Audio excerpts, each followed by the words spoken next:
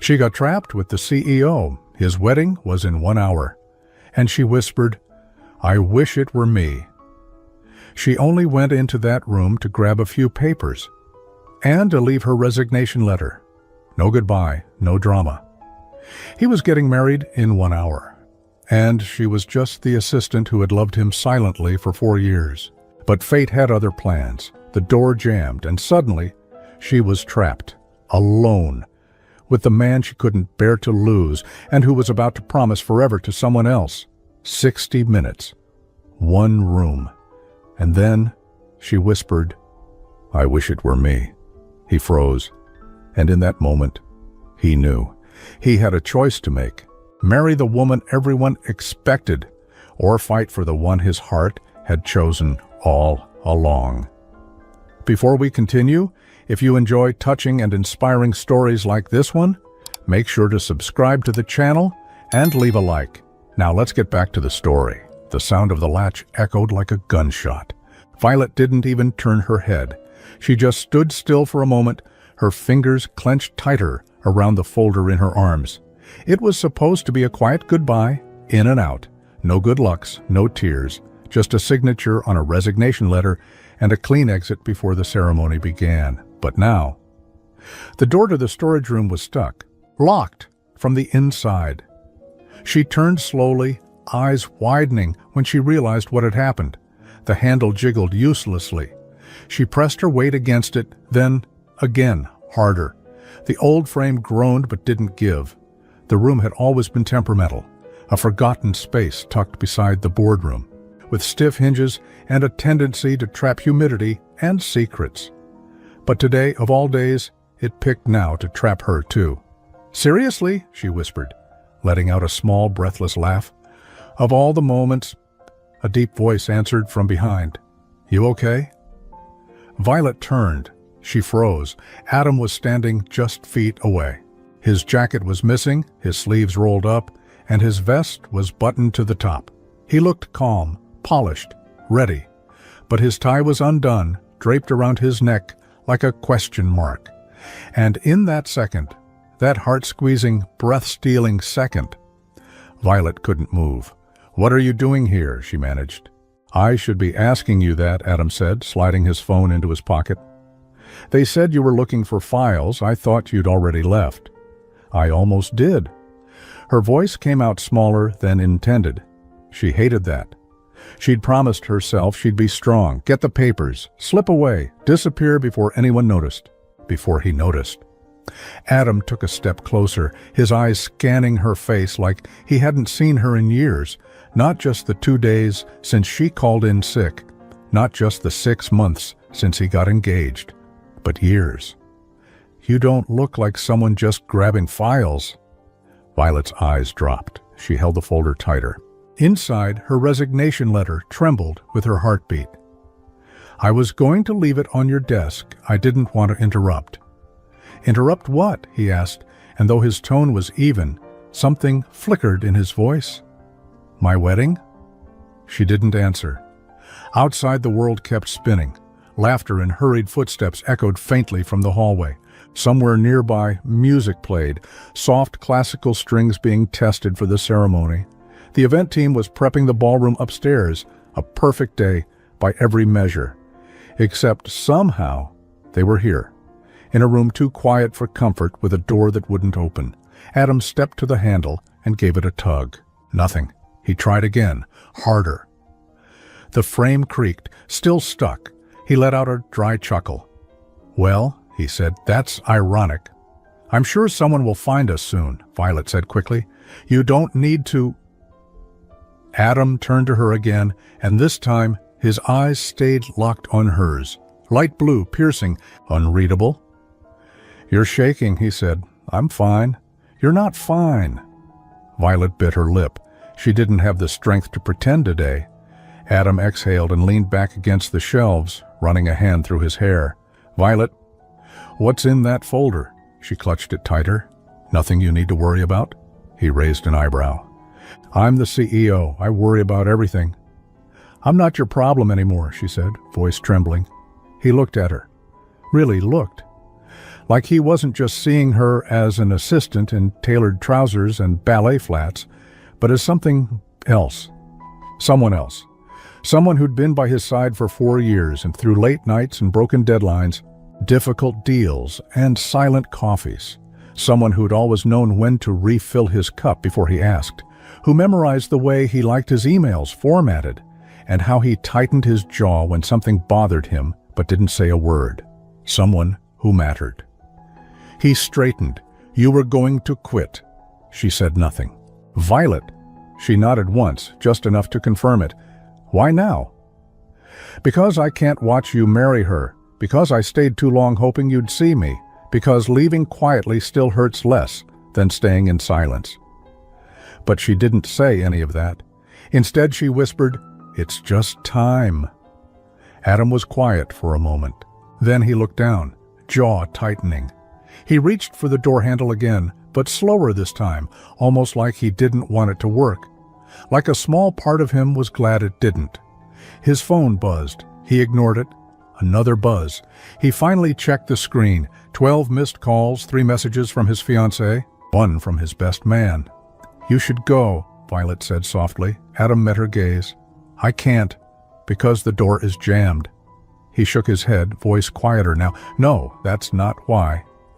And that's when Violet's heart truly started racing. She stepped back. Her heel hit a box behind her, but she didn't notice. "Adam, don't." He took a careful step forward. Not too fast, not threatening, just close enough for her to feel the weight of his presence. "Don't what?" "Don't say something you can't take back." His phone buzzed again, harder this time, urgent, like the universe was screaming at him. But he didn't look away. He just asked, "Why didn't you tell me you were leaving?" She hesitated. Then, with every ounce of strength she had left, she said, "Because I couldn't stay and pretend anymore."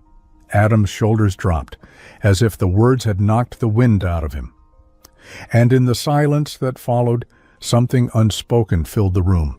The kind of silence that knows everything, that has seen every stolen glance, every long pause, every near confession swallowed by fear. The kind that lives between people who almost said everything, but never quite did.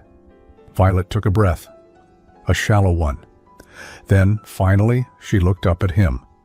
And just as the minute hand on his watch ticked closer to noon, the hour of his wedding, she whispered the words she never meant to say out loud. "I wish it were me." Adam didn't move, not at first, but something in his eyes shattered. And in that small, frozen moment, surrounded by paper boxes and broken time, everything they had never said came crashing to the surface. Adam didn't answer right away. He stood there motionless, like someone trying to process a language they'd forgotten how to speak, or had never really dared to learn. The silence stretched. Violet regretted everything. Her heart pounded so loud, she was sure he could hear it. She hadn't meant to say it, not out loud, not like that. But the words had been hiding inside her for too long, and once they slipped out, they refused to go back. She turned quickly toward the door, grabbing the handle like it might suddenly decide to open if she just wished hard enough. "Forget I said that," she muttered. Adam took a step closer. "Violet." "It doesn't matter," she cut in, still avoiding his eyes. "You're getting married. You're in love. You've moved on. I was just a shadow in the background." "Don't say that." "I was," she said, her voice sharper now. "I always was, and that's fine. I accepted it a long time ago." Adam exhaled.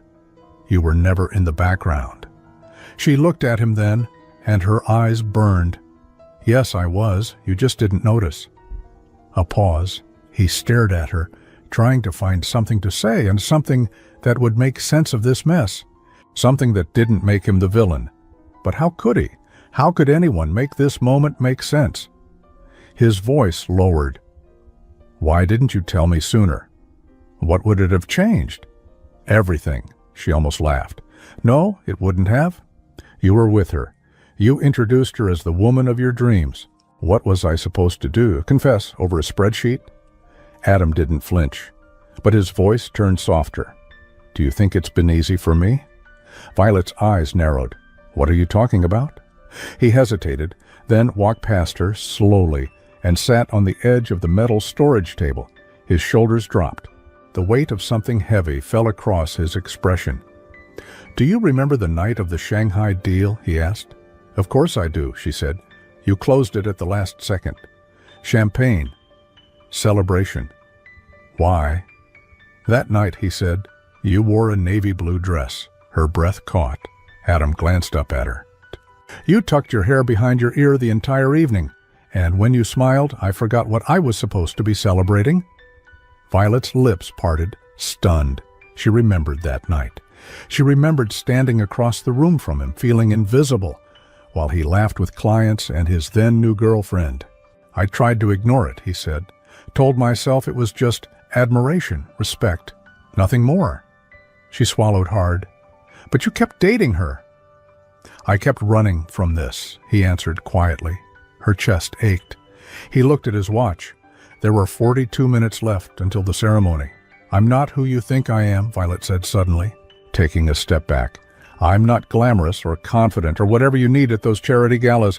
I get anxious ordering coffee when the line's too long. I cry during commercials. I talk too much when I'm nervous, like now. And I—" Adam stood. She stopped talking. He walked to her, not fast, not slow, just close enough that she had no space left to hide. "You think I haven't noticed you?" he said. "You think I didn't see every time you stayed late without being asked? Or how you remembered my mom's birthday when I forgot?" She looked away. His hand gently touched her chin, lifting it. "I know you, Violet, maybe better than I've let myself admit." Tears welled in her eyes. "I know how you take your tea," he continued, voice softer. 3 minutes steeped, 1 sugar, no milk. I know you pretend to like that protein bar because I always order it in bulk. And I know you rehearse conversations in your head before saying them out loud." Her lower lip trembled. He stepped back. As if realizing he was too close to a line, neither of them were ready to cross. His phone buzzed again. He ignored it. "I need to ask you something," Adam said, voice steady. She nodded, unable to trust her words. "Was that wish just a wish?" he asked. "Or was it the truth?" Violet's throat tightened. She couldn't breathe. Her fingers curled around the edge of the folder again, like it could shield her from what was coming.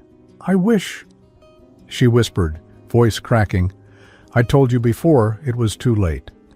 Adam looked down. For the first time he seemed truly shaken. "Is it too late?" he asked, almost to himself. They stood there, the question echoing between them louder than any wedding bells ever could. Just then they heard footsteps outside, muffled voices, someone calling his name. A knock on the door. "Adam?" It was his best man. "You in there? They're starting to worry about—" Adam didn't answer. Violet took a deep breath and reached for the door again. "They're looking for you." He didn't move. The knock came again, louder.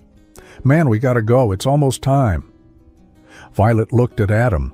His hand hovered near his pocket, near his vibrating phone. His eyes were on her. He still hadn't answered the door. Outside, the music had started.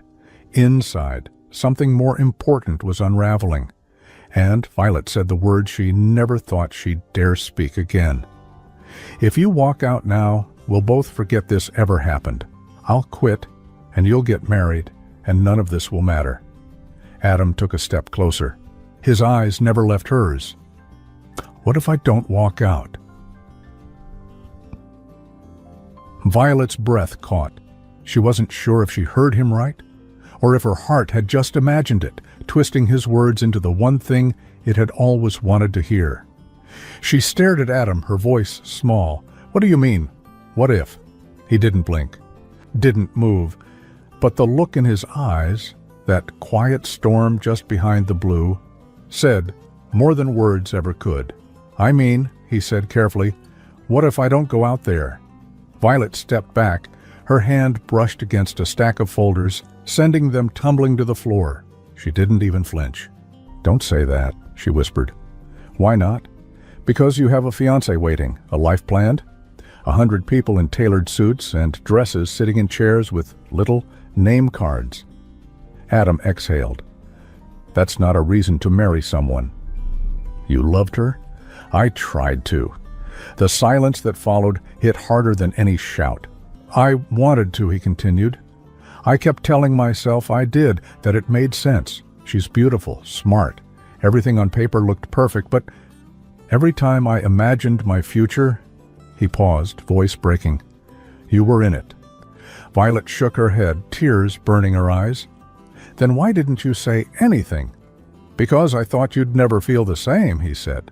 You were always so calm, so composed. I didn't want to ruin what we had. You didn't ruin it, she whispered. You just ignored it. His jaw tightened. He knew she was right. He knew he'd seen her all along, seen the way she looked at him when she thought he wasn't paying attention, felt the tension in the air when they sat alone during late nights, pretending there was nothing more between them. But he'd looked away, again and again. Now, with 31 minutes left on the clock, he couldn't anymore. His phone buzzed again. This time, it was her, his bride. A photo popped up on the screen, her smiling in a white dress, taken just the day before during a final fitting. Incoming. Call. Elena. He stared at the screen, then slowly pressed decline. Violet watched in disbelief. Adam. He looked at her. She doesn't deserve this. No, she doesn't. I was going to walk down that aisle with a heart half alive, he admitted, and she would have smiled the whole time, thinking I was all in. Violet's hands trembled. And you? She asked. What about me? You deserve more than a lifetime of watching someone love you halfway. She broke. A single tear slid down her cheek. She wiped it quickly, almost embarrassed. But Adam stepped forward and gently reached for her hand.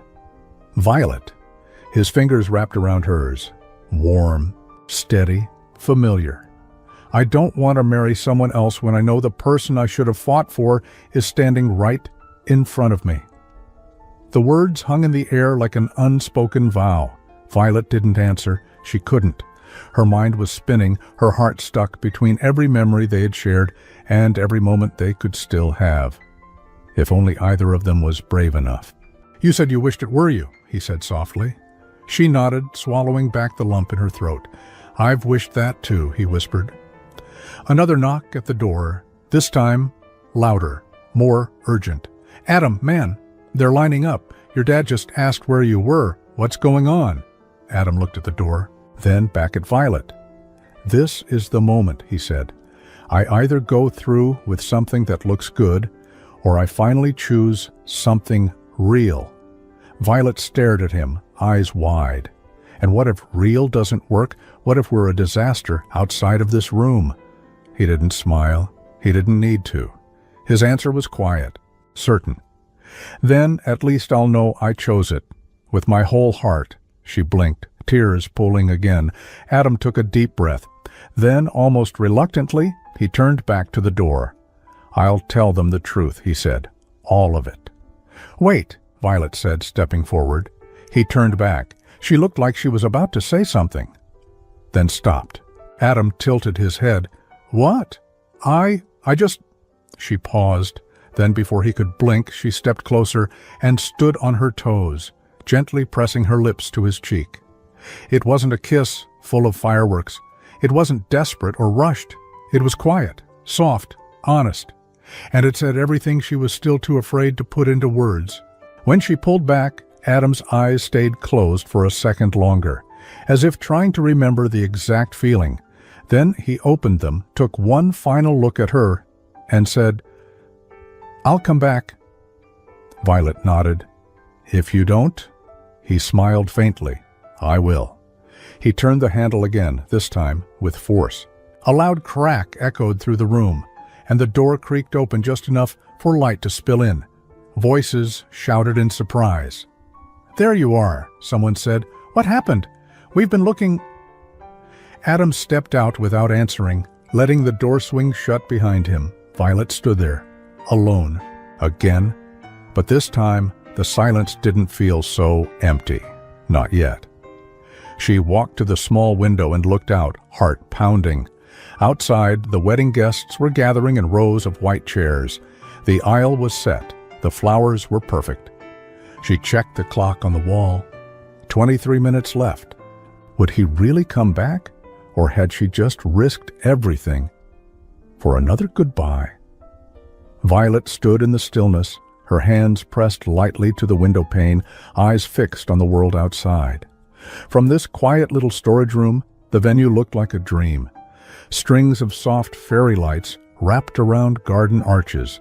Crisp white rows of chairs faced a floral altar under the summer sun. People were taking their seats, smiling, fanning themselves.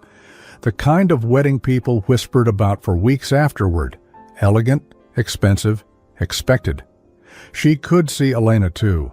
Perfect Elena, in her ivory lace gown. She stood near the edge of the crowd, holding her phone, pacing slightly. Her expression was calm. But even from this distance, Violet could see it.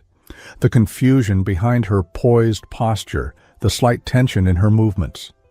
She was waiting for Adam. The clock ticked louder now, each second pressing down on Violet's chest like a weight. 17 minutes left. And he still hadn't come back. Violet leaned against the wall, her knees weakening. Maybe this was all just a moment. A spark. A rush of emotion before reality set in. Maybe outside this room, things looked different to him. Maybe the truth hit harder in daylight. She looked down at the folder in her hands, her resignation letter inside, still unsigned, her escape plan. The door creaked slightly behind her. She turned fast, but it was just the wind, not him, not yet. She sank slowly onto the bench, her fingers gripping the edge of her folder like a lifeline. The scent of paper and old cologne clung to the air leftovers. Of a moment she didn't know how to hold on to or release. Her mind drifted backward, years back, to the first time she'd ever met Adam. It had been raining. She'd forgotten her umbrella. She was late, nervous, fresh out of grad school with shoes soaked through and hair sticking to her face. And yet, he'd smiled when she stepped into the office, even dripping wet. "Looks like we've got a fighter," he had joked, offering her a towel from the staff lounge. That day she thought he was just being kind. Now she realized he'd seen her, even then, the quiet ones, the ones who never demanded attention but gave it freely, the ones who watched from the sidelines and waited for someone to choose them first. 4 years? 4 years of holding her feelings in check, of smiling when he spoke about someone else, of listening, helping, staying late, going above and beyond, all while pretending her heart wasn't slowly unraveling. Until today, until one door closed and everything changed. 15 minutes. A light knock jolted her from the memory. The door opened, her heart stopped, then raced when she saw the silhouette. But it wasn't Adam. It was Tessa, one of the bridesmaids, Elena's cousin. Violet stood quickly. "Tessa!"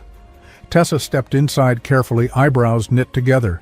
"They said you were in here," she said, eyes scanning the room. "What's going on?" Violet tried to answer, but the words caught in her throat. Tessa closed the door behind her, her tone gentle now. "Adam's missing. Ellen is freaking out. His best man said he saw you both go in here, but only you came out." Violet's hands shook. Tessa tilted her head. "Violet, what happened?" She looked down, unable to meet her eyes. "I didn't plan for this," Violet whispered. "I wasn't trying to ruin anything." Tessa stepped closer, voice calm. "Are you in love with him?" Violet hesitated, then nodded. Tessa let out a quiet breath. "Does he know?" "I think he does now." Tessa looked away, biting her lip. "I know Elena's my cousin, and this is supposed to be her perfect day. But I also know she's been unsure. She mentioned it once, that Adam never looked at her the way she wanted, that something always felt unfinished." Violet's heart pounded faster. "She didn't say it in front of anyone," Tessa added. "Just once. To me. At a dress fitting. And I didn't know what she meant until now." "Why are you telling me this?" "Because if he chooses you, I don't think it'll be out of impulse," Tessa said. "I think he's just late to realizing something the rest of us already knew." Violet blinked. "You've always been the one beside him," Tessa said. "The quiet one in every corner of his life. Violet opened her mouth, but before she could speak, the door swung open again. This time, it was Adam, breathing hard, tie gone, vest unbuttoned. He looked at both of them, and straight at Violet. "We need to talk," he said breathlessly. Tessa nodded, backing away. "I'll give you 2 a minute." She exited quickly, leaving the door slightly ajar. Violet stared at him. Her voice barely came out. "Did you tell her?" Adam walked in and closed the door behind him. His face said everything. "I tried," he said, voice low, "but she already knew." Violet's heart stopped. "She looked at me and asked one question," he said, eyes locked on Violet. She asked, "Is it her?" Violet swallowed hard. I didn't answer, but she saw it, in my face, in my silence. She just nodded, told me not to make this worse by pretending. A lump formed in Violet's throat. "She left," Adam continued. "Took her sister, got in a car, and said I needed to fix what I broke before it broke me." Violet didn't know what to say. Her knees buckled slightly, and Adam was there, catching her before she fell. "I'm sorry," he said, holding her gently. "I'm so sorry it took me this long." Violet looked up at him, eyes full of fear and hope. "Are you sure?" Adam didn't hesitate. He leaned in and whispered, "You're the one, Violet. You've always been the one." Violet felt like the room had shifted, as if time, reality, gravity, everything had tilted just enough to make her question whether she was dreaming. "You were always the one I couldn't stop thinking about." She couldn't look away from him, couldn't breathe, couldn't speak. The air between them felt too fragile, like the moment might break if either of them moved too fast. Adam searched her face, his hand still holding her arms gently, steadying her even as his own heart threatened to race ahead. "You don't have to say anything," he said softly, "but I need you to know. I need you to hear it from me. Finally." Violet's lips parted, her voice barely a whisper. "Why now?" His answer was instant. "Because I'm done lying to myself." He stepped back just slightly, not to pull away, but to give her space. The kind of space that says, "I'm here, if you want to be too." For so long I told myself it was easier this way, that what I felt for you was just admiration, gratitude, a bond built out of work and trust. He let out a bitter laugh. "But the truth?" I was scared. She nodded slowly, eyes glistening. "So was I. I'd catch myself watching you during meetings, not because you said something, but because you didn't. You always knew exactly what to say without saying it. You grounded me when I didn't even realize I was falling." She smiled faintly. "You were always chasing something else, too busy to really see me." "I know," he admitted, "and it kills me." He looked away for a second, then back at her, his voice thick with regret. "I thought marrying Elena would make everything line up. Like if I checked every box, the feelings I should have would show up eventually." Violet didn't speak. She didn't need to. Her silence invited honesty, and that was all he'd ever needed. "But every day I found myself looking for reasons to talk to you," he said. "To find you in the hallway, to ask for opinions I already trusted, and when I found out you were leaving..." He paused. It was like the lights went out. Her eyes dropped. The folder was still in her hand.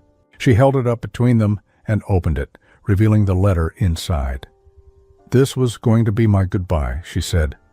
"I thought it'd be easier if I left before your big day." He took the paper, scanned it quietly. His name was there, her signature missing. He folded it carefully and placed it back inside the folder. "Don't submit it." Violet looked up. He stepped closer again, eyes locked on hers. "I don't want to spend another day in an office without you." Her brows lifted. "As your assistant?" Adam shook his head. "As my partner." The words sank into the silence like music. For a moment, she felt like the entire building had disappeared. No offices, no wedding guests, no tight dresses or white flowers or rules. Just them. Two people, finally telling the truth. She blinked slowly. "What happens now?" Adam reached for her hand. "You come with me," he said. "We walk out there, together." Her breath caught again. "And what do we say?" "The truth," he said. "To everyone." "That you left your bride at the altar for your assistant?" He smiled, just a little. "No, that I stopped pretending long enough to see the woman I should have never let go of." Her hand was trembling in his. "You know they'll talk," she said. "Judge, spin stories. Say I trapped you in here." Adam raised an eyebrow. "Did you?" She laughed softly, shaking her head. "Not even close." "Then let them talk." He stepped closer again, lowering his voice to something only she could hear. "They'll never know what it took for you to love me in silence for this long. But I'll never forget it." Her eyes welled with tears again. But this time, they didn't fall from pain. They fell from release, from finally being seen. He raised her hand to his lips, kissed her knuckles, softly, slowly. "We don't have to make it perfect right now," he said, "but we can make it real." She nodded, the quietest yes. Adam let out a small breath of relief. Just then, the door opened again, this time with a push. It was Tessa, again. Her eyes went wide, seeing them standing like that. "I figured you'd need this," she said, holding out Adam's jacket and car keys. "And, Violet, you might want to breathe. You look like you've just climbed a mountain." "I feel like I have," Violet murmured. Tessa gave a small smile. "You're not the villain in this story. You never were." She handed the jacket to Adam and started to leave, then turned back. "Oh, and Elena said to tell you she doesn't hate you." Violet looked stunned. "She said that?" "She said he was never really mine, was he?" Tessa shrugged. Then she said, "I hope they figure it out. I won't be waiting." Violet covered her mouth. Adam blinked hard. She didn't deserve any of this. "No," Tessa said, "but maybe this is exactly what she needed too, a different start." She nodded once more, then left them alone again. Adam turned to Violet. "You ready?" She looked at him, for the first time, really looked, past the suit, the watch, the title, straight into the man she'd loved without conditions. And finally, she smiled. "I've been ready for years." Adam and Violet stepped into the hallway, walking side by side for the first time, not as boss and assistant, but as something neither of them had dared imagine. The air felt heavier out there, different. The wedding guests were still gathered near the garden steps. A few people had turned, murmuring, sensing that something wasn't right. The soft, classical music had stopped playing. 10 minutes ago, this was a wedding. Now, it was something else entirely. Adam's jacket was slung casually over his shoulder, and Violet clutched her folder to her chest like a shield. The sunlight from the garden windows cast long shadows behind them as they walked past catering staff and confused florists. Every step they took together felt loud, not in sound but in meaning, and yet no one said a word. Not until they turned a corner and found Adam's father standing at the bottom of the stairs, tall, stern, silver hair perfectly combed. He was a man of reputation, pride, and no patience for surprises. When he saw them, his expression changed, from relief to confusion to barely contained fury. "Where the hell have you been?" he snapped. Adam didn't slow down. "I had to fix something." "You had to fix something?" his father echoed, stepping forward. "We have investors here, board members, half the press, and Elena is gone." "I know," Adam said, calm but firm. His father looked at Violet now, eyes narrowing. "Was she involved in this?" Adam stepped protectively in front of her. "She wasn't the problem. She's the answer." Mr. Sinclair looked like he'd just been slapped. "You left your own wedding for your assistant?" "I left because I was about to marry the wrong person." Silence. You could hear a pin drop in the hallway. Violet opened her mouth to speak, but Adam gently squeezed her hand, as if to say, "I've got this." Mr. Sinclair shook his head, voice rising. "You're throwing everything away for this? After everything we built? You're willing to embarrass the company like this? Ruin your image?" Adam's voice stayed low and steady. I'm not throwing anything away. I'm choosing the life I want, not the one that was picked for me. She doesn't belong in our world, his father spat. She's just... Say that again, Adam cut in, voice sharper now. His father blinked. I dare you to finish that sentence, Adam said, because if you really believe that the woman who's held this company together from behind the scenes for 4 years doesn't belong, then maybe it's your world that's broken. Violet's eyes stung. She wasn't sure if it was anger, shock, or pride. Maybe all of them. Mr. Sinclair looked between them and saw something he hadn't seen before, something unshakable. He straightened his collar, jaw tight. You've made your choice. Just don't come crying when it falls apart. Adam stepped forward, calm as ever. It won't. And with that, he walked past his father without another word. Violet beside him. As they moved toward the exit, the quiet hum of conversation began behind them, guests turning, heads shaking, phones buzzing. But Adam didn't care, neither did Violet. They reached the glass doors of the main lobby, and for a second, they paused. You're sure? She asked one last time. He turned to her, smiling, not the CEO smile, not the one he gave at press events or in boardrooms. This smile was real. I've never been more sure of anything in my life. He pushed the door open, and together they stepped outside. The sun hit their faces like a blessing. Violet took a deep breath, the fresh air feeling different now. Cleaner somehow. Her heart still raced, but it wasn't from fear anymore. It was freedom.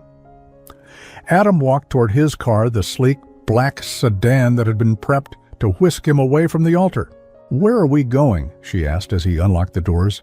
Anywhere but here, he said. Somewhere we can figure this out without 100 cameras on us.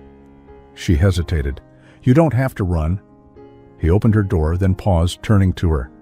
I'm not running, he said. I'm choosing. Violet slid into the seat. Adam walked around and got in beside her. Before starting the engine, he looked at her again.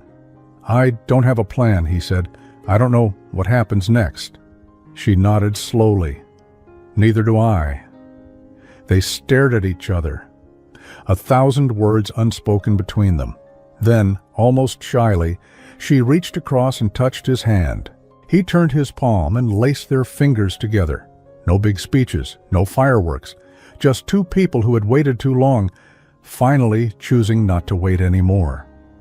And as Adam pulled out of the parking lot, leaving the wedding and the expectations behind them, Violet leaned her head against the window. The sunlight danced across her face. She smiled and whispered, mostly to herself, "This feels like the beginning."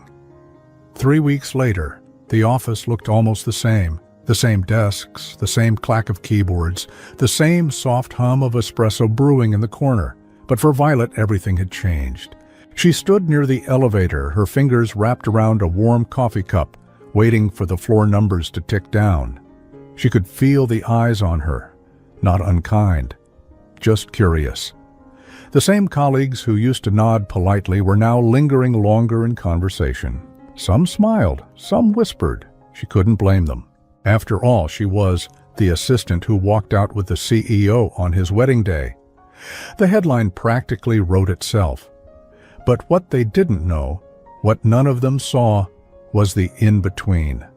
The quiet days after, the long talks over takeout in Adam's apartment, the tears, the apologies, the laughter that came slowly, then easily, the two of them sitting on the floor sorting through the pieces of their lives and building something new. Not perfect, but honest. The elevator chimed. She stepped in. When the doors opened on the executive floor, Adam was already there, leaning casually against the glass wall, tie loosened, coffee in hand. He smiled when he saw her, a real one. "Thought you got lost," he teased. "Had to make a dramatic entrance," she said, stepping out.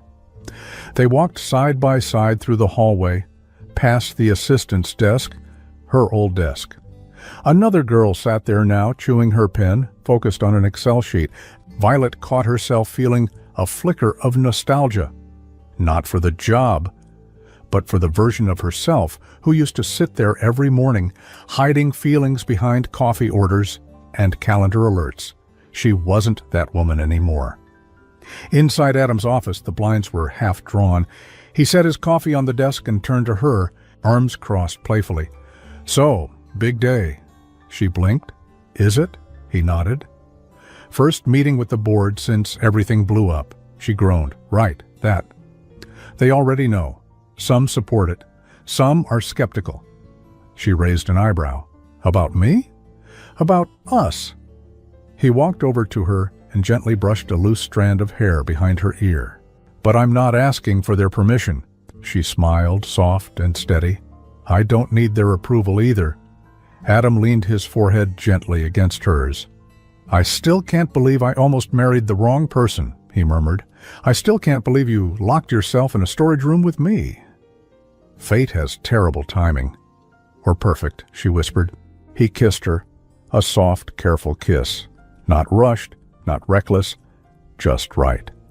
And for a moment everything went quiet again, the way it had that day. The door, the silence, the secret that changed everything. Only now there was no pressure, no countdown clock, just them. When they finally pulled, Adam cleared his throat, looking around the room. "So," he said, "you still want to quit?" Violet bit her lip, thoughtful. "I think I'm done being your assistant." His eyebrows lifted. "But I'm not done being your partner." He grinned. "Good, because I've got a brand new role for you." "Oh?" "Senior Consultant of Clarity and Chaos Management." She rolled her eyes. "That's not even a real title." "Fine," he shrugged. "What do you want to be?" She walked to the window and looked out at the city. The sky was clear, the kind of morning that promised something new. "I want to be someone who doesn't hide anymore." Adam walked up behind her, wrapped his arms around her waist. "You already are." 6 months later, there were no wedding bells, no aisle, just a sun-drenched rooftop, close friends, simple vows, and a song Violet had once played quietly at her desk on repeat. The press never got their scandal. Instead, they got a quiet headline tucked inside the business section. "CEO marries former assistant." Sources say it was never about the title. But Violet didn't care about that. She cared about the man who now kissed her hand every morning, who made pancakes badly on Sundays, who still got flustered when she beat him at chess. She cared about the fact that love didn't always arrive with fireworks. Sometimes it grew in silence, quiet glances, shared spaces, things unsaid until one moment demanded the truth. And she cared that she'd found someone who didn't just choose her when it was convenient. He chose her when it mattered most, when walking away would have been easier, but instead, he stayed. Life doesn't always wait for you to be ready. Sometimes it locks you in a room with the truth you've been avoiding, and sometimes all it takes is one whispered wish for everything to change. The end. Question for you. Have you ever stayed silent about how you truly felt, only to wish later that you'd spoken up? Tell me in the comments. I'd love to hear your story.